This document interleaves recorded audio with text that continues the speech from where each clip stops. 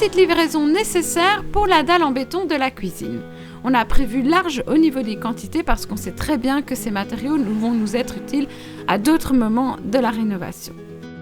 Mais avant d'attaquer la dalle en béton, on a décidé d'installer notre poêle à bois parce qu'on a froid. Mais ça va pas vraiment se passer comme prévu. Ça pèse combien ? Je sais pas, 200 kilos, 150. 200 je pense c'était. Hein? C'est des fontes, hein? Ouais.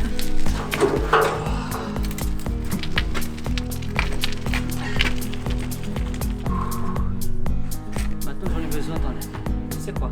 Ouais. Bah il faut que tu me fasses une pente. Tu me fabriques une pente. Genre là.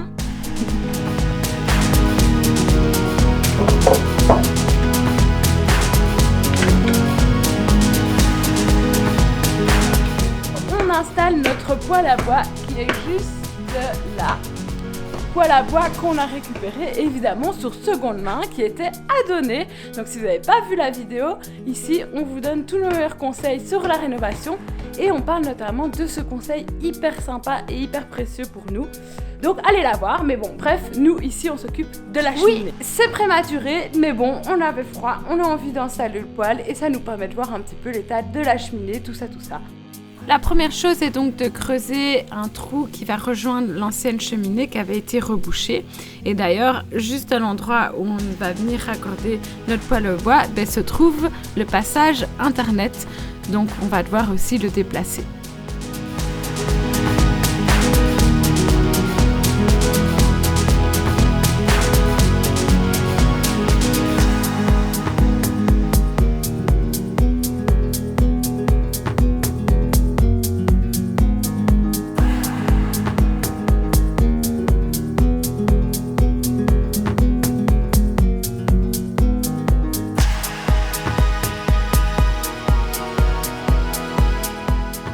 La petite technique pour voir ce qui se passe dans la cheminée, c'est la caméra du smartphone. C'est fermé là. Ben, à mon avis, ils ont fermé ici. Tu vois? Ah oui, ils ont dû fermer ici. Comme c'était une cheminée, quoi. Ouais. Mais on ne le connaît pas, celui-là, on l'a jamais vu. Trop marrant. Ils ont rebouché avec n'importe quoi. Ah. Tu vas reconstituer ou quoi? C'est puzzle ici, Koh-Lanta.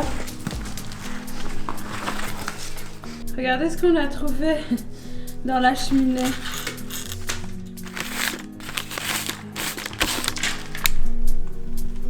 Ça donne une belle voiture, hein. J'aime trop retrouver des traces comme ça dans ma maison. Ça me permet de pouvoir essayer de dater les travaux. Genre là, du coup, si j'arrive à trouver une date grâce à ce magazine-là, on saura quand est-ce qu'ils ont rebouché la cheminée, puisqu'ils ont mis des gravats à l'intérieur pour la boucher, notamment les carrelages ici. Et donc j'aime trop retrouver des petits indices comme ça, c'est sympa. Et donc là, on va en 1950. Mais je sais pas si ça veut dire que c'était 1950. Et d'ailleurs, quand on a cassé les plafonds de la pièce ici, eh bien, on avait retrouvé aussi des annotations et on sait qu'ils ont fait des travaux, justement les plafonnages ici, en 1976. Et donc c'est toujours chouette de retrouver des indices. Un minute. Oui, bien sûr. Comme ça, on sait à quelle année c'était construit et c'était fait. Pour savoir l'histoire de la maison. Ouais. Et comme nous, ça. on aime bien ça. Ouais. Comme ça, s'il y a des fantômes, on sait à quelle époque. La petite technique d'Amine pour savoir si la cheminée est débouchée, c'est de faire un petit feu à l'intérieur. Alors, je vous avoue que j'étais pas du tout à l'aise avec cette idée, mais on l'a quand même testé. Ça s'arrête en fait, ça monte pas plus haut. Ça va nous enfumer là. Oh non, j'aime pas ça. Il y a des maisons qui prennent feu pour une petite bougie, hein, donc en plus on n'a même pas l'extincteur juste à côté ou quoi. Où ça? Ah ouais? Non, c'est bon, je crois. Résultat, la cheminée est bien bouchée puisque la fumée ne s'évacue pas par le conduit. Donc, on va devoir trouver une autre solution. J'en profite pour vous dire qu'on a un petit code promo pour vous. On a une réduction de 20% sur la peinture de Kane. Vous vous souvenez, ce produit D-Cube, on l'a présenté dans une vidéo précédente. Et d'ailleurs, il y a un abonné qui en a gagné 4 comme ceci. Donc c'est un super produit, éco-responsable, élu produit de l'année 2021. Vraiment top produit. Et vous avez 20% de réduction jusque demain. Donc demain, dimanche 31 janvier. On est désolé, le code promo en fait est actif depuis une semaine et on l'a partagé sur Instagram. Donc voilà, si vous avez des projets de peinture, n'hésitez pas à aller faire une petite commande sur le site qu'il y a en description. Amine est donc montée sur la toiture pour aller voir l'état des cheminées par le haut. Attention, ne faites pas ça chez vous si vous n'êtes pas habitué à travailler sur des toitures.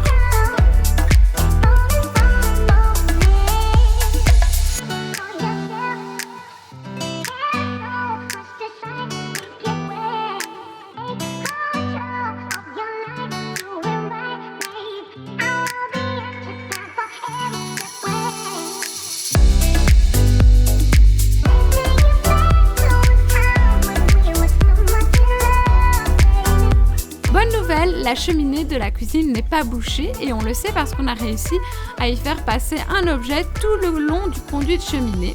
Donc c'est vraiment une bonne nouvelle et on en a profité aussi pour faire passer une corde qui nous servira à monter le tubage de la cheminée par la suite. Voilà le résultat de plusieurs années de suie accumulées dans ce conduit de cheminée. Bah, qu'est-ce que tu fais là? Qu'est-ce que tu fais là, Gazelle? C'est un beau feu, hein, ça.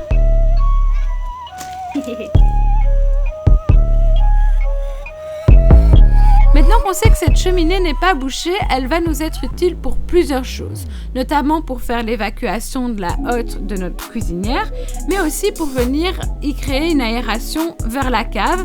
Et donc c'est ce qu'Amine est en train de faire, il est en train de percer un trou qui rejoint le conduit de cheminée directement à la cave.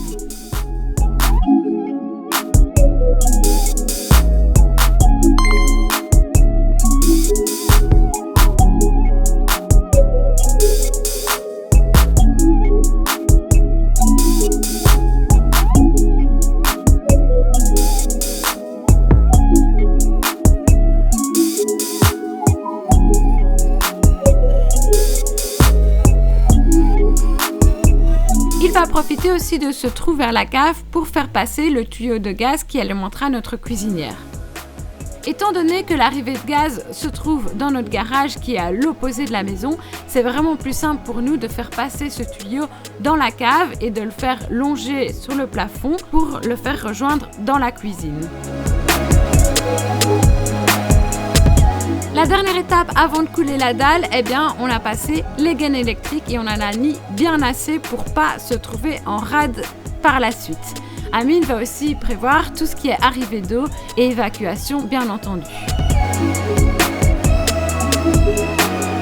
Toute dernière étape avant le coulage de la dalle, eh bien, c'est de nettoyer et d'essayer d'avoir un endroit le plus propre possible.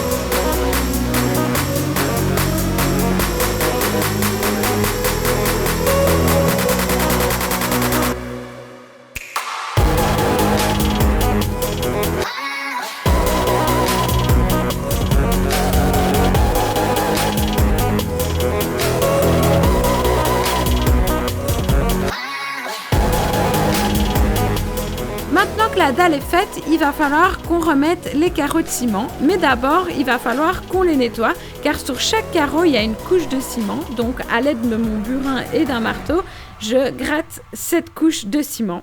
Mais finalement, ça va pas vraiment se passer comme prévu et je vais casser énormément de carreaux de ciment dans la procédure. Et donc, on va devoir abandonner l'idée de remettre ces carreaux au sol.